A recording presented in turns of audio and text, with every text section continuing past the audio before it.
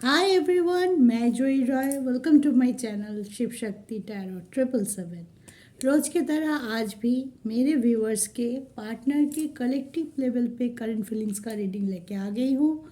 तो चलिए देखते हैं आज अभी इसी वक्त आपके पार्टनर की करंट फीलिंग्स क्या है सोच, क्या चल रहा है उनके दिल और दिमाग में, और क्या हो सकता है उनका next action towards their relationship. इस रिलेशनशिप के लिए क्या सोच रहे हो, मेनली किस एनर्जी में है आपके पर्सन। तो आपके पर्सन को प्यार से पॉजिटिविटी के साथ याद कीजिए और एनर्जी को क्लेम कीजिए। अगर रिजोनेट करता है आपके साथ तो ज़रूर कमेंट करके एनर्जी को क्लेम कीजिए।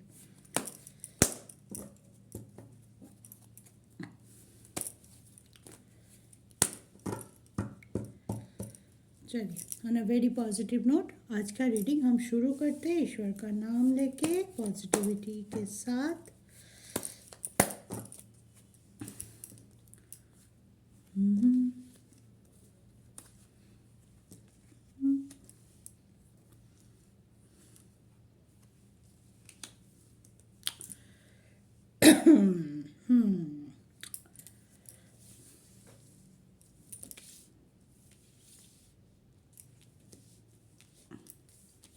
कार्ड देख पा रहे हैं आप लोग? ओके। अभी भी आपके पर्सन बहुत अपने दिल को समझा रहे हैं कि मैं जो किया है, मैंने जो आगे भी मैं करूँगी सारे सही होगा, लेकिन कहीं ना कहीं उनको भी पता है कि कुछ एक चीज़ जो सही नहीं है हम दोनों के लिए, या जिसके वजह से आप दोनों की रिलेशनशिप में इतनी प्रॉब्लम चल रही है, उस चीज़ से उनको बाहर आने की ज़रूरत है।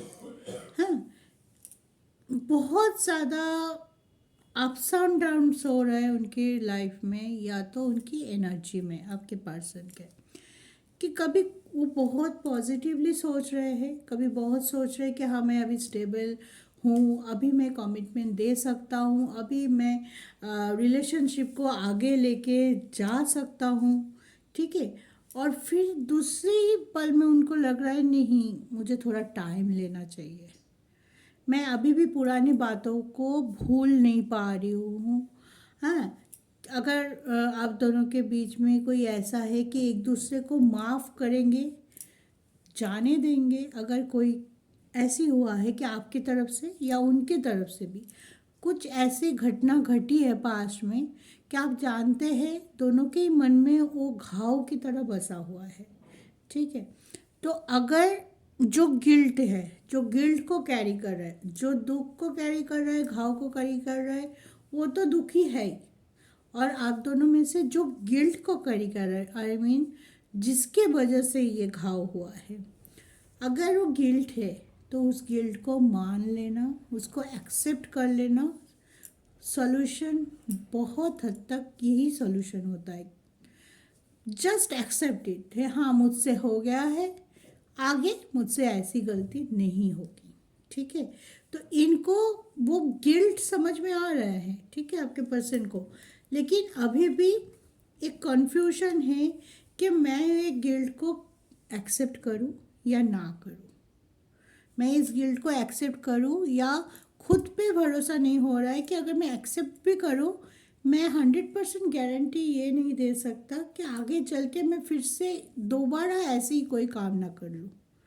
उनको अपना ही फियर बहुत ज़्यादा सता रहा है कि मैं पॉजिटिवली सोच पा रही हूँ, दिमाग से सोचता हूँ कि हाँ मुझे रिलेशनशिप के बाहर इससे मूव ऑन करना मेरी बस की नहीं है, या मैं करना भी नहीं चाहता हूँ या चाहती हूँ। लेकिन वो सोच रहे हैं कि मैं आगे तो बढ़ना चाहता हूँ, लेकिन क्या मैं इस चीज़ को लेके आगे बढ़ना सही होगा? क्या जो कन्फ्यूजन अभी भी मेरे मन में है कि मैं सेम काम फिर से कर सकता हूँ, या मैं गिल्ड को, अपनी गिल्ड को मेरी ईगो के वजह से मैं एक्सेप्ट ही नहीं कर पाऊँ, तो क्या सेम चीज़ आगे चल के हमारी रिलेशनशिप में फिर से दिखाई दे सकता है। और ये कोई बोले ना बोले, आप जानते हो जब तक आप खुद से नहीं सुधार सकते हो अपनी चीज़ों को, जो चीज़ आपके लिए हानिकर है, तो वो चीज़ अगर लेके चलोगे साथ में, तो आपको आगे चल के भी मुसीबतों का सामना करना पड़ सकता है, सिचुएशन स्टक हो सकता है। लेकिन तब क्या होगा, may be it was his और हर फर्स्ट टाइम हो सकता है। जब सेकंड टाइम होगा तो दूसरे तरफ जो है, जो दूसरा पर्सन है, हाँ, उनके सब्र का बांध भी तो टूट सकता है ना, कि बार बार एक ही चीज़ क्यों कर रहे हो, एक ही चीज़ पे आर्गूमेंट हो रहा है, हम अलग हो रहे हैं, फिर हम मिल रहे हैं, फिर वही बात हो रहा है, फिर हम अलग हो रहे हैं। ये कोई सोल्यूशन हुआ? ये ऐसा कब तक चलेगा? तो दूसरे के मन में भी, दूसरे के पेशेंस का भी थोड़ा बहुत चेक होगा वहाँ पे, रियलिटी चेक जो बोलते हैं, कि कितना पेशेंस रख पाता है आपके पार्टनर आपके ऊपर, अगर आप इस एनर्जी में बार बार होंगे। ठीक है, और कुछ कार्ड देख लेते हैं।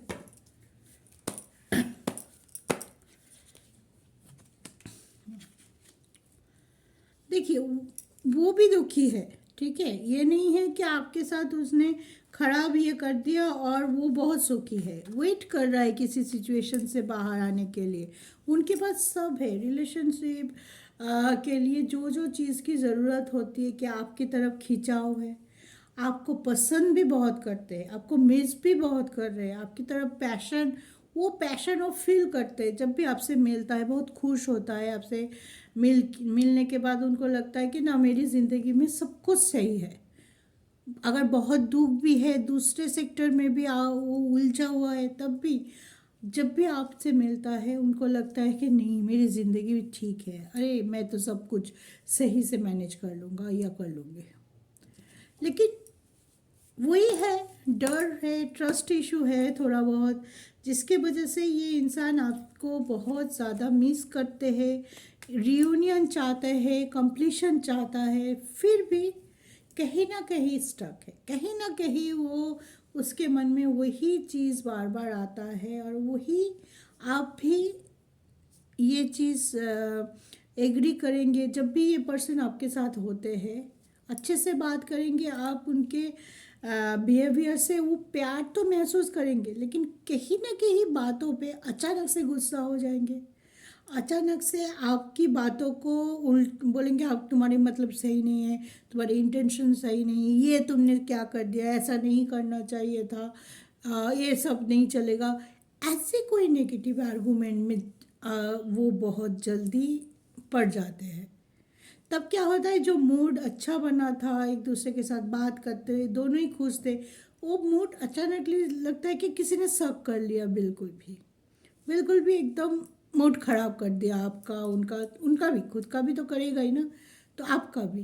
तो ये नेगेटिविटी अगर बार बार आता है, तो आप क्वेश्चन करोगे ना कि इस रिलेशनशिप का फ्यूचर क्या है।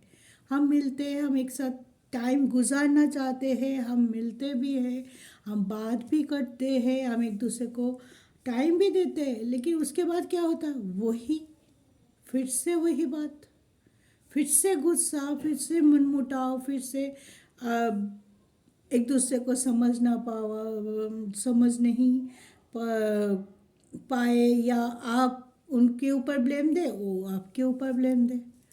ठीक है, तो इस सोल्यूशन से क्या है, इस सोल्यूशन के बाद उनका नेक्स्ट एक्शन क्या हो सकता है, आप देखते हैं। देखिए, उनको थोड़ा सा इस सॉल्यूशन से बाहर आने के लिए टाइम लगेगा।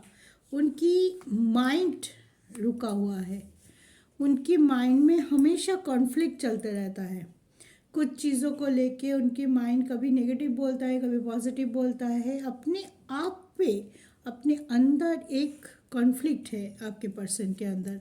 ठीक है, जिस कॉन्फ्लिक्ट से अभी तक वो पूरी तरह से बाहर नहीं है, उनको और थोड़ा टाइम लगेगा इससे बाहर आने के लिए। कोशिश है, डेडिकेशन भी है, प्यार है, सब कुछ है, फिर भी इस जो मैनिपुलेशन, जो मे बी ये हो सकता है कि आपके पर्सन को कुछ छोटे में कुछ ऐसा हुआ, या कुछ देखा है फैमिली इशू में, कि जल्दी से वो किसी को ट्रस्ट नहीं कर सकते, ठीक है।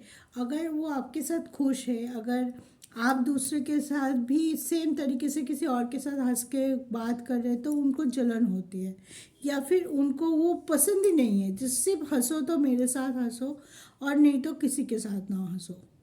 तभी उनको बहुत गुस्सा आ जाता है। कभी बोलेंगे कि क्या क्यों बात कर रहे हो तुम मुझसे इतना ज़्यादा, जिसका कोई मीनिंग नहीं होता है, मीनिंगलेस पॉइंटलेस होता है। एक ट्रस्ट इशू क्रिएट हो जाता है आप दोनों के बीच में। एक दूसरे को इतना प्यार करते हुए भी एक अचानक से कोई एक ऐसा इशू आ जाता है कि आप लोगों की मूड बोलो, विश्वास बोलो, सबको हिला के चला जाता है। ठीक है। क्योंकि ये पर्सन अंदर से अपने आप को ही समझ नहीं पा रहे। कभी बोलते हैं ना, पल में शोला पल में माशा, ऐसे कुछ फीलिंग्स है इनके अंदर। स्ट्रॉन्ग है ये, चाहे तो इस चीज़ से बाहर आ सकते हैं। किसी भी दिन किसी भी मोमेंट ये बाहर आ सकते हैं। सिर्फ इनको थोड़ा सा विल पावर की ज़रूरत है, थोड़ा सा अपने ऊपर विश्वास रखने के लिए ज़रूरत है कि अपने ऊपर विश्वास हो, और अपने पार्टनर के ऊपर भी थोड़ा बहुत विश्वास होनी चाहिए, जो स्ट्रांग हो। जो देखिए वही गिल्ट आ रहा है बार बार, ठीक है ना, गिल्ट पाले हुए है बहुत ज़्यादा। एक विश्वास को मजबूत करने से पहले फर्स्ट स्टेप ये होता है अपनी गिल्ट को लेट गो करना या तो एक्सेप्ट करना। ठीक है। अगर हमसे कोई गलती हो गई है, हम दोनों दो चीज़ ऐसे कर सकते हैं जिससे हम उस गलती को सुधार सकते हैं। या तो उसको एक्सेप्ट कर सकते हैं, हाँ मुझसे गलती हो गई, या तो बिना एक्सेप्ट किए हम ये सोच लेंगे कि मुझसे ये गलती हुई, ये दोबारा हम कभी नहीं करेंगे। इसको बोलते हैं realisation. Acceptance without telling anyone. तो आप किसी को मत बोलो कि हाँ मुझसे गलती हो गई, मुझे माफ़ कर दो। आप अपने को तो एटलीस्ट बोलो कि मुझसे गलती हुआ है, मुझसे और गलती ना हो, ये कभी दोबारा रिपीट ना हो। ये जिस दिन ये आपके पर्सन कर पाएंगे ना, उस दिन आपके पर्सन आपका ही हो जाएगा और किसी के नहीं। देखिए, उनको अपने अंदर चारों ओर से जो पॉजिटिविटी मिल रहा है उनको लेना पड़ेगा, अपने अंदर उस चीज़ को एब्जॉर्ब करना पड़ेगा। तभी जाके वो उभार के आएंगे, तभी जाके वो अपनी गिल्ट से, अपने नेगेटिविटी से बाहर आ पाएंगे। शायद अभी ये वो एक्सेप्ट ही नहीं कर पा रहे अपनी सिचुएशन को, जो भी है उनके, जो भी फियर का कारण है उनका, उस सिचुएशन में बहुत ज़्यादा एक्सेप्टेंस की कमी नज़र आ रही है। इसी वजह से आपके पर्सन अभी सब कुछ होते हुए भी आपके पास नहीं है। कंपैरिजन देखिए बहुत ज़्यादा होता है। जब कंपैरिजन दो तरह का होता है। एक होता है कि जब हम हमारे खुद के साथ किसी और को कंपैरिजन करते, तुलना करते हैं कि हाँ वो मुझसे बेटर है, देखो कितना सुंदर है मुझसे, उनकी बाल कितनी सुंदर है, उनकी आँखें कितनी सुंदर है। तब क्या होता है, हम किसी और के साथ हमारी कंपैरिजन करते हैं। और एक होता है हमारे अंदर और बाहर की जो कंपैरिजन होता है। बाहर में कुछ और दिखा रहा है, अंदर मेरा कुछ और चल रहा है। तो आप एक पॉइंट में कैसे आओगे बताओ? आप बाहर से कुछ और अंदर से कुछ और अगर होंगे तो कभी क्या आप आगे चल के कोई एक पॉजिटिव डिसीजन आप ले सकोगे? चाहे आप हो चाहे आपके पार्टनर हो, ये सवाल का जवाब आप दो। कभी क्या आप ले सकोगे? जब आपके कॉन्फ्लिक्ट आपके मन में ही है, आपके खुद के साथ है, तब कैसे आप लोगे? तो अभी आपके पर्सन के बिल्कुल ऐसे सिचुएशन है। बंदे या बंदी जो भी है, सब जानता है कि आपके साथ ना हो तो ये खुश नहीं रह सकता है। आप उनको कंप्लीट करते हो, आपके साथ आपका प्यार, आपका भरोसा, आपका तरफ जो खिंचाव है, जो एक दिन बात ना करे तो पागलों के ज़रा हो जाता है। आपको स्टॉक करना, अगर किसी वजह से आप उनसे कांटेक्ट नहीं करना चाहते हो, रूठे हुए हो, तब भी आपके पुराने पिक्चर देखना, पुराने मैसेज को खोलना, मतलब बहुत ज़्यादा फिजिकली मेंटली ये पर्सन आपके तरफ अट्रैक्टेड है। ये मैं बार बार बोलूँगी कि अट्रैक्टेड है, लेकिन कहाँ पे स्टक है? अपने अंदर स्टक है, अपनी नेगेटिविटी को लेके बैठा हुआ है, जिस पे कॉन्फ्लिक्ट है, और वहाँ से वो वापस नहीं आ पा रहा है अंदर से एक्सेप्ट करके उसको लेट गो करना है। पहले एक्सेप्ट करो अपनी गिल्ट को, फिर उसको लेट गो करो, फिर तुम आगे बढ़ सकते हो, उसके पहले नहीं। तो अभी यही मैं बोल पाऊँगी मेरे व्यूअर्स के लिए, जितना जल्दी आपके पर्सन अपनी गिल्ट को, अपनी गलतियों को और अपनी नेगेटिविटी को एक्सेप्ट करेंगे और उसको चेंज करने की कोशिश करेंगे, या तो पूरी तरह से चीज़ों को भूल जाएंगे, लेट गो करेंगे, या तो उनको मोल्ड करते हुए, जो मुझसे ये हो गया, इसके वजह से, इसके बिना अगर मैं ये करता तो सही होता, चीज़ों को मोल्ड करना। अगर वो सीख जाए, जितना जल्दी सीखेगा ये पर्सन आपके पास आएगा, और जितना टाइम लगाएगा आप लोगों में दूरियां उतनी बढ़ेगी। ठीक है, मैं यहाँ पे किसी को प्लीज करने के लिए नहीं बैठी हूँ। ठीक है, जो कार्ड आएगा, जैसा सिचुएशन आएगा, मैं वैसे ही बोलूँगी। में भी हो सकता है कि आप लोगों को थोड़ा दुख हो, थोड़ा परेशानी हो, लेकिन कभी मुझे लगता है कि सच्चाई बोल देने से सामने वाले को टाइम मिलता है, सोचने का समझ आता है कि एक्चुअल में क्या हो रहा है, और उसके अगेंस्ट या उसके उस चीज़ को सुधारने के लिए हमें कौन सी डिसीजन लेना है, किसको चूज़ करना है, किसको नहीं करना है। तो अगर आपके पर्सन ऐसी सिचुएशन में है, आप कांटेक्ट में हैं, तो आप उसको समझा सकते हो, उसको भरोसा दिला सकते हो कि आप जैसे भी हो, आप जिस दिन बोलोगे मैं आपके साथ ही हूँ, आप अपनी नेगेटिविटी को छोड़ दो।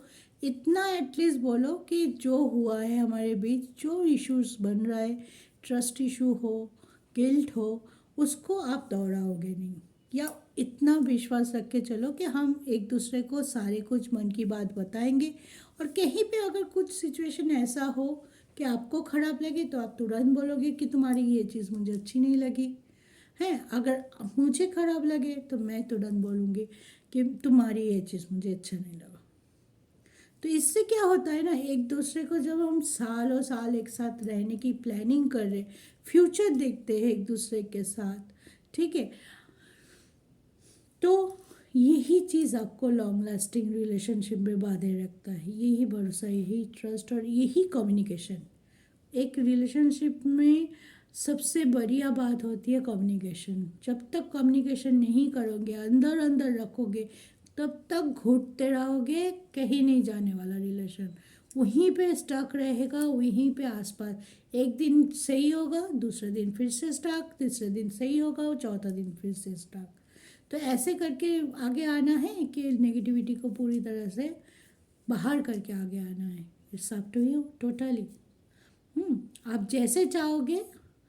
हमारे अंदर से हम बहुत स्ट्रांग होते हैं, अगर हम ठान ले तो क्या नहीं कर सकते। जिस दिन आपके पर्सन ने ठान लिया, उस दिन आपके पर्सन टोटली आपका हो जाएगा। There is no stuckness in between you and your person. तो मेरा यही यूनिवर्स के सामने विश रहेगा कि जितना जल्दी हो सके आपके पर्सन को रियलाइजेशन हो कि कहाँ वो स्टक है, और उस स्टकनेस को छोड़ के, उस नेगेटिविटी को छोड़ के उनको क्या करना चाहिए, कैसे आगे आएंगे, उनको वो सद्बुद्धि दे ईश्वर, ताकि आपके पर्सन वहाँ से आके आपसे रियूनाइट हो सके और आप दोनों एक साथ ज़िंदगी में खुश रह पाए। आई होप आज का रीडिंग मैंने आप लोगों को समझा पाए हूँ। कोई भी कन्फ्यूजन हो कमेंट ज़रूर कीजिए। नए हैं तो सब्सक्राइब ज़रूर कर लीजिए मेरे चैनल को, ताकि आपको टाइम टू टाइम मेरा वीडियो मिलते रहे।